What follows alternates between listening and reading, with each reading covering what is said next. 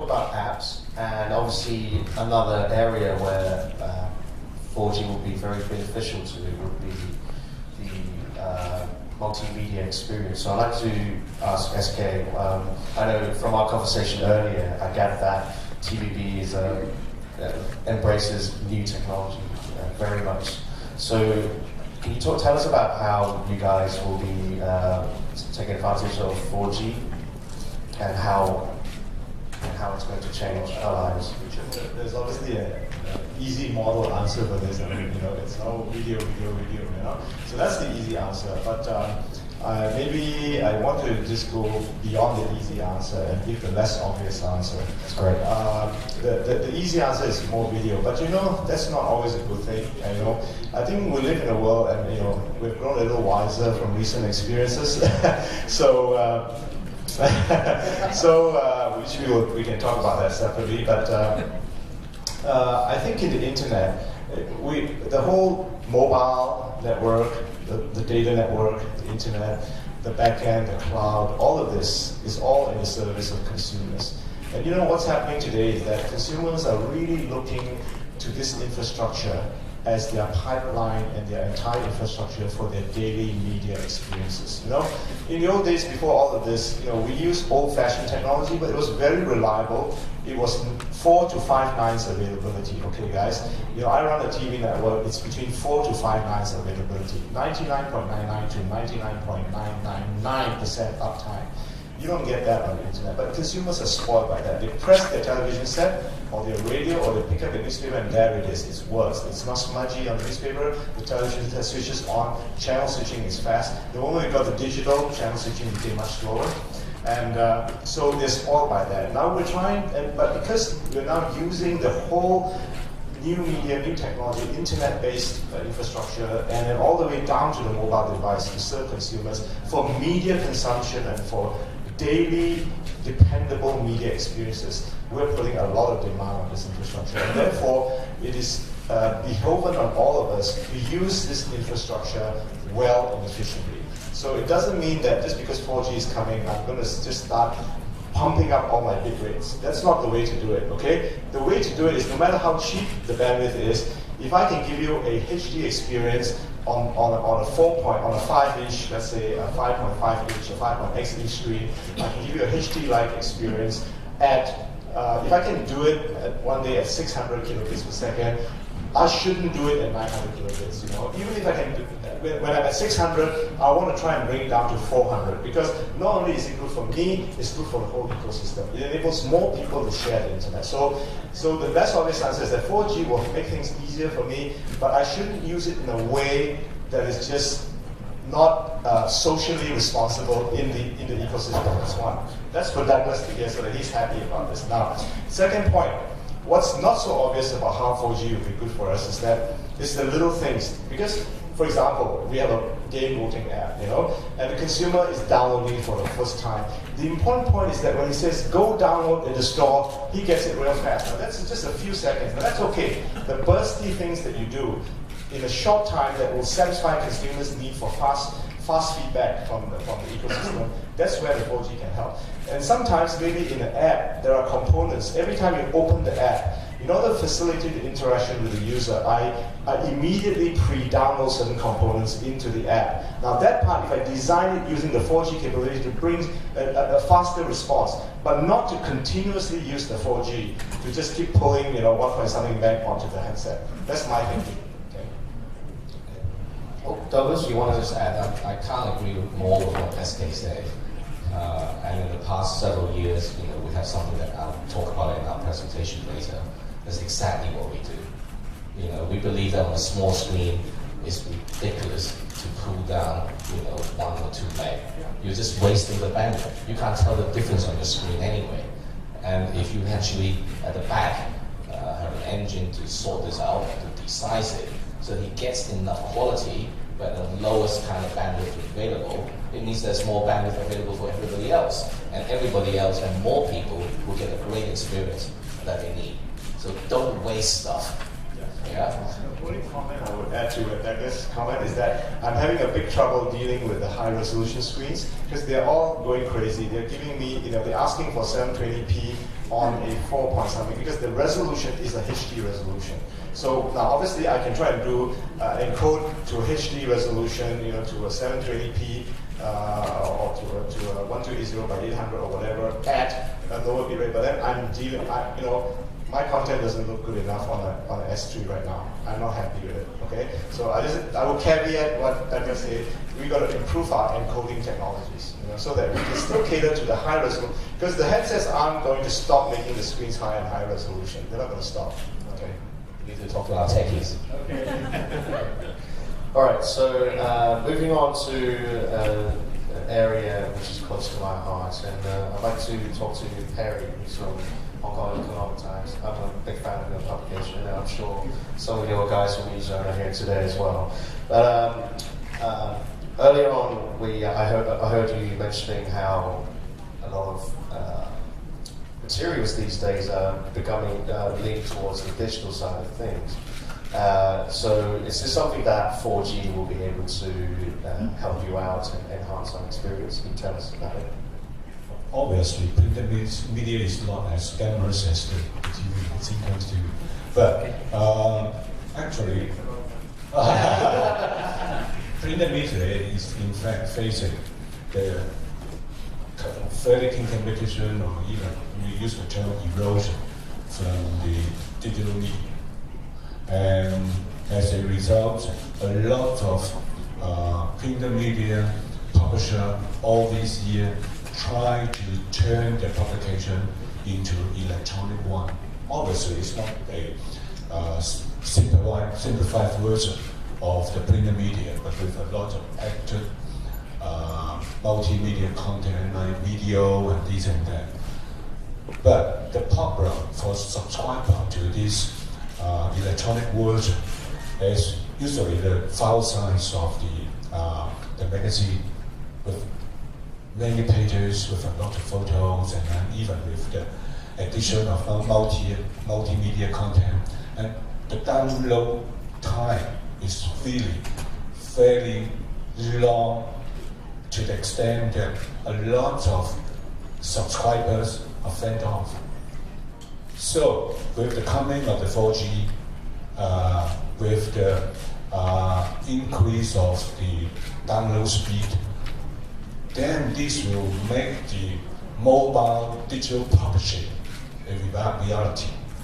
And particularly the readers or the subscribers can subscribe it anytime, anywhere. That is important, because we call this impulse buying.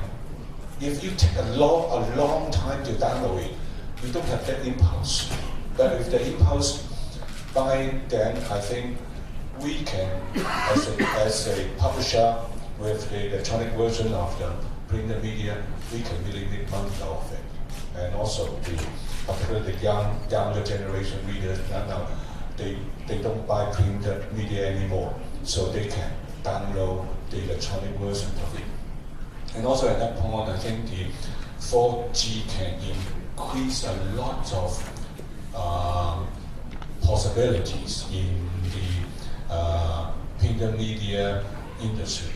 To take an example, Hong Kong Economic Times is for a long time already offering a real-time stock and financial electronic information services to the institutional investors. But in the past, this is only can be done by the fixed line because of the speed, because of a lot of data transmission, and also very important, the reliability. If you are doing trading online, then you have to be for a professional user, reliability is very important. But with the 3Gs, we find that people cannot rely on this service when they are in mobile. So with the 4G, I think there might be the possibility quite a number of our institutional investors can use our what we are offering now, what we call real-time electronic financial services in mobile phone. Okay. Actually, just touching on that subject, Douglas, I want to ask you real quick.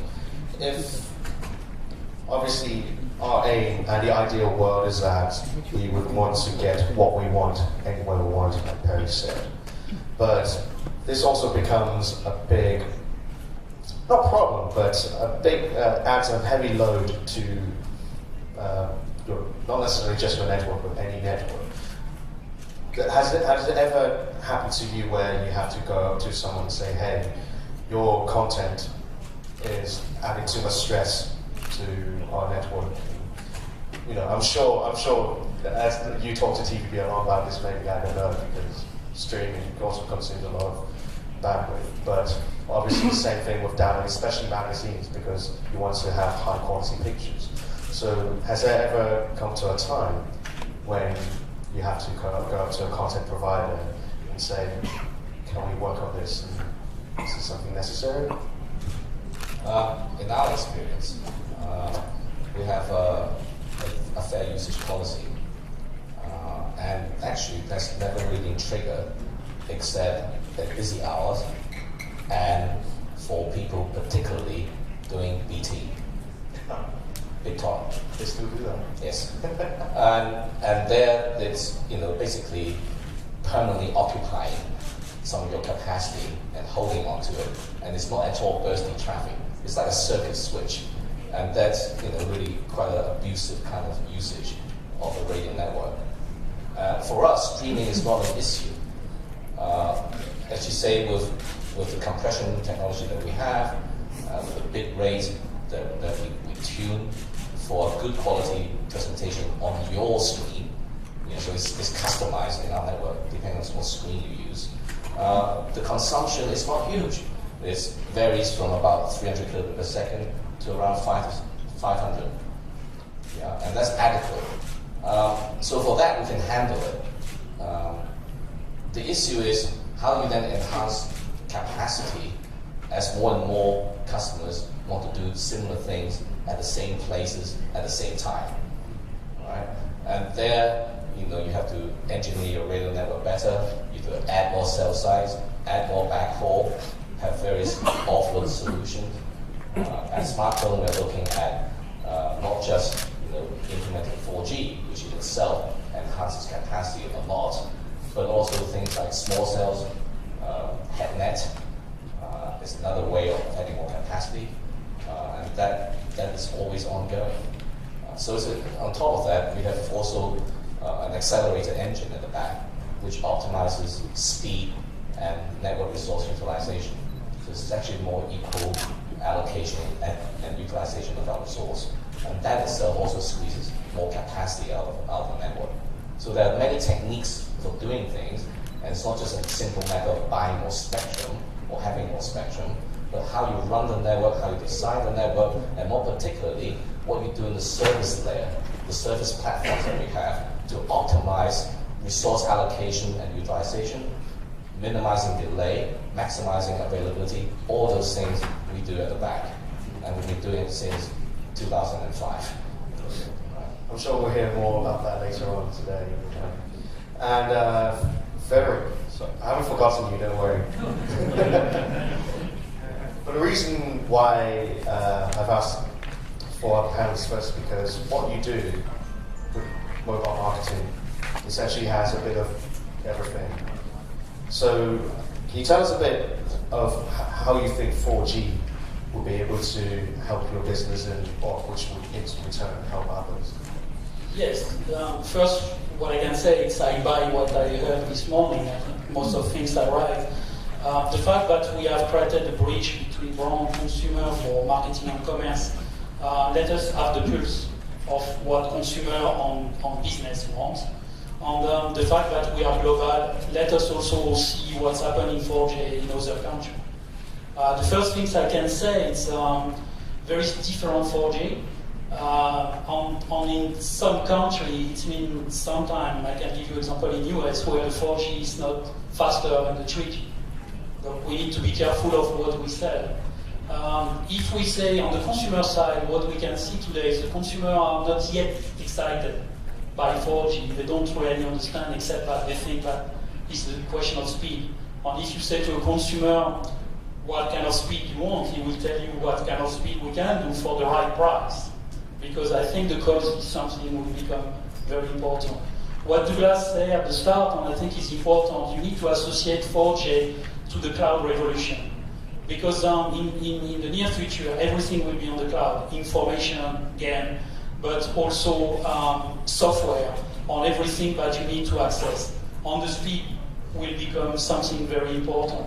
It will be what I say, and even for the consumer, for the 3S that matter, it means streaming, music and video, shopping, and social activity. Look, it will be very good, but what we say in France, the evil is on the detail. It means it will be about the cost. Who will pay for that? And we need to form an equilibrium between what the telco needs to get in return for the investment, what the consumer is able to pay, and what we name the OTT, the over-the-top company that provide the content on the thing, will pay to participate to use this network. This is, I think, the heart of the discussion. What I will say also on the other side, on the business side,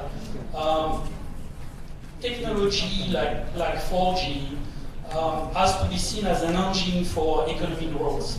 It's very important. In some countries like UK, like China, have done some studies and show that the PIB, the growth of the economy, can already take 1 or 2 points with innovation of technology. And it's very important.